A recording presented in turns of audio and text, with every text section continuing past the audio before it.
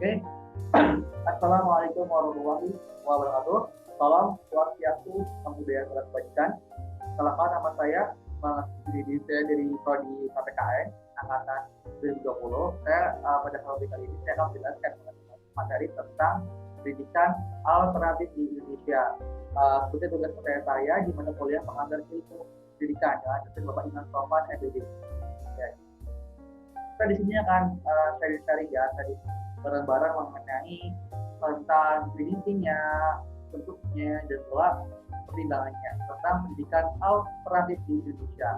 Nah, kalau kita ngomong masalah pendidikan, pasti kita akan kategori ke awal tentang pengertiannya ataupun definisinya. Dan kalau pengertian sendiri dari pendidikan alternatif itu adalah sebuah istilah generik gitu loh, yang program pendidikan yang berbeda dengan pendidikan konvensional atau menjadi tempat untuk melengkapi kebutuhan-kebutuhan yang belum ada atau belum tersedia di pendidikan konvensional. Dan orientasinya kalau pendidikan alternatif ini itu kepada pengembangan minat dan bakat adalah pengembangan mengoptimalkan potensi setiap individu masing-masing dan sifat individual. Itulah kita menjadi definisinya tentang pendidikan alternatif. Lanjut ya. Nah, kalau kita ngomongin tentang faktor pendidikan, nah kita beralih nih ke tentang bentuknya, bentuk dari pendidikan alternatif itu gimana sih? Dan kita ambil nih dari pendapat dari Jerry yang mendefinisikan bahwa ada empat kategori gitu loh tentang bentuk dari pendidikan alternatif. Yang pertama itu ada tentang sekolah publik gitu loh, atau public choice. Kedua ada sekolah atau lembaga pendidikan publik untuk siswa yang bermasalah atau student public. Dan yang tiga itu ada sekolah atau lembaga pendidikan swasta atau independen. Seperti itu ada pendidikan rumah atau homeschooling. Jadi itulah empat bentuk dari pendidikan alternatif dari diri ini ya. Oke, nah pertama nih kita akan membahas dulu tentang sekolah publik atau public choice. Dan sekolah publik menurut Jeremy itu sebuah sekolah yang negeri gitu lah, tapi dibayar oleh negara. Namun dalam program belajarnya ini atau program pembelajaran ini berbeda dengan program reguler atau program tradisional. Namun tetap mengikuti aturan baku yang berlaku yang ditentukan oleh pusat. Dan ciri khasnya apa kalau sekolah publik itu adalah sekolah jarak jauh atau korespondensi. Dan itu juga bisa lihat nih di juga masih ada ya sekolah tentang SMK terbuka, SMA terbuka atau ORIS terbuka. Dan kalau contoh lainnya dari sekolah publik ini itu ada sekolah magnet atau magnet school atau dapat definisi lain yaitu sekolah debit atau fit school, yaitu sekolah yang menawarkan program unggulan seperti kayak ini sama olahraga ya, itu sekolah unggulan, sekolah publik unggulan gitu. Pasti ada deh di mengenai sekolah haji.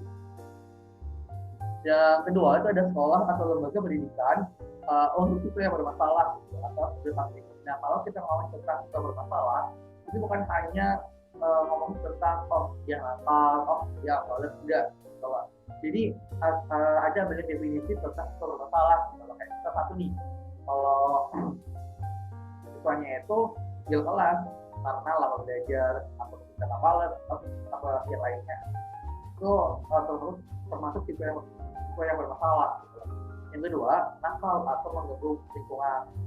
Ketiga, korban penyalahgunaan anak narkoba ini sangat bahaya banget nih, karena seorang anak muda, anak-anak kita kan salah satu sebagai generasi pemuda Indonesia nantinya kan memang nyongsong sama juga bangsa Indonesia. Tapi kalau kita udah terjun ke dalam lingkungan narkoba, pasti udah rusak.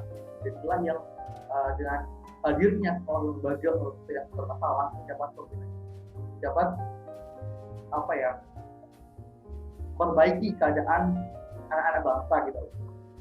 Yang keempat itu adalah korban trauma dalam keluarga karena masalah yang terjadi misal syariah atau broken home ya, ekonomi atau budaya. Dan juga bagi anak-anak yang sekulturasi, anak-anak jalanan, sama jalanan juga termasuk nih dalam yang bermasalah gitu, yang dapat ditongkong, dapat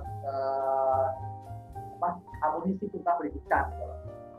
Kelima itu adalah karena sekolah, karena tugasnya banyak.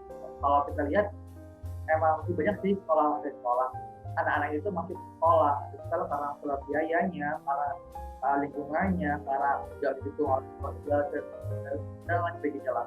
Tapi ini juga sangat mempercayakan bahwa kalau saya pribadi, kalau kita mau sekolah pendidikan, itu sebuah konsep pendidikan untuk menunjang impian kita gitu loh. Karena kalau memang kita lahir dari keadaan biasa aja, keadaan keluarga yang kurang mampu, sederhana, itu malah kita dengan pendidikan kita dapat mengubah itu loh. Kita dapat mengubah keadaan kita jadi hal yang lebih baik lagi derajatnya dalam pendidikan. Yang ketiga itu ada sekolah atau lembaga swasta, di mana sekolah ini itu dikelola oleh satu individu, bukan oleh pemerintah. Dan kalau programnya ini atau bisnisnya ini juga banyak banget. Kayak misalnya contohnya aja sekolah swasta yang bergerak di dalam lingkup agama, misal pesantren atau hal lainnya. Ada pula sekolah swasta itu bergerak di bidang keterampilan, kayak PKLPK atau magang dan lain sebagainya. Dan ada pula lembaga pendidikan ini untuk program perawatan gitu loh. Kayak misal TK, PAUD gitu, taman bermain atau tempat penitipan anak gitu. Itu juga lembaga swasta yang geraknya itu di bidang anak gitu loh. Anak ini. Itu ya, itu swasta. Jadi dikelola oleh individu atau independen, bukan oleh pemerintah. Dan ada pula yang terakhir nih, itu ada pendidikan homeschooling atau di rumah gitu. Dan kalau kita tentang berbicara tentang homeschooling, itu berarti adalah sekolah yang tentang sekolahnya itu diselenggarakan atau pendidikannya itu diselenggarakan di rumah gitu loh, oleh keluarganya sendiri terhadap anggota keluarganya yang masih berada di dalam sekolah. Dengan catatan ada pertimbangan mengapa sih di rumah, karena tiap orang kan atau tiap kan juga berbeda-beda nih. Kayak mungkin takut karena anaknya itu terkontaminasi oleh aliran-aliran yang mungkin bertentangan dengan keluarga, atau juga pengen menjaga anaknya jadi segala hal-hal pengaruh yang buruk di lingkungannya, dan juga ingin menghemat biaya lah. Itu juga pasti ada sih, pengen menghemat biaya pendidikan, bahwa ingin menyelamatkan anaknya maupun mentalnya dari kelompok budayanya. Dan ada pula anak-anaknya itu artis nih, karena kalau anak artis kan ibaratnya kan kecil udah kayak syuting kan, pasti kan sibuk dengan sana sini. Nah itulah pasti dengan kesibukan itu ya pasti anak itu sudah tetap sekolah, tetap mengambil sebuah hak pendidikan, namun dengan schooling, dengan mengimbangi kesibukannya. Itu kalau aktif ya, yang kecil jangan schooling. Nah itulah 4 ya, 4 jenis bentuknya. Jadi bentuk pendidikan alternatif gitu loh. Nah kita beralih tentang pertimbangan apa sih yang menurut kita itu diserahkan untuk memasukkan anak ke pendidikan alternatif. Ini sebagai pertimbangan aja ya, anak itu ke pendidikan alternatif. Nah ada 3 pendasar yang mempertimbangkan anak itu dimasukkan ke dalam pendidikan alternatif. Itu adalah antologi gitu loh, yaitu yang membidangi tentang manusia sendiri. Objek kita kan manusia, dan pertimbangan yang merujuk pada landasan patologi ini itu misal aja manusia itu dilahirkan gitu loh dalam keadaan yang unik, yang berbeda dengan satu dengan yang lainnya. Itu sudah pasti ya, karena setiap manusia punya kelebihan yang punya kelemahan yang berbeda dengan orang lain. Kedua itu manusia itu mempunyai kemampuan untuk belajar dan mengembangkan diri. Dan yang ketiga, manusia itu berkembang nih dengan potensi mereka, genetikanya dan lingkungan yang mempengaruhinya. Karena kalau lingkungan kan sebuah lingkungan yang baik atau buruk yang dapat mempengaruhi perkembangan anak manusianya. Dan keempat itu ada manusia itu mempunyai kelebihan atau kemampuan untuk mengubah serta membentuk kepribadiannya. Jadi punya kemampuan untuk apa karakterku untuk menjadi karakter yang kuat ya, lebih baik lagi. Itulah landasan gitu loh. Jadi 4 pertimbangan dilakukan apologi yang berkaitan tentang objek atau manusianya. Yang kedua itu adalah landasan epistemologi gitu, atau cara struktur ataupun apa gimana. Nah, di landasan epistemologi berlandasan di mana melihat bagaimana caranya, bagaimana strukturnya pendidikan alternatif ini itu diselenggarakan. Dan kita juga dapat lihat nih cukup belakang tentang awal kembangan kebudayaan di Indonesia atau di Indonesia gitu loh. Yaitu pada masa itu, pada masa perkembangan manusia di zaman dulu di budayanya itu orang tua itu mendidik gitu loh, mendidik anak-anaknya itu sesuai dengan kebutuhan hidupnya dan lingkungan alam mereka. Dengan cara apa? Dengan cara memberikan pengalaman langsung dengan anaknya.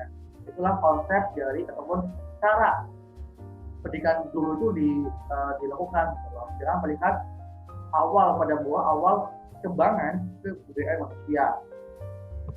Ini ya.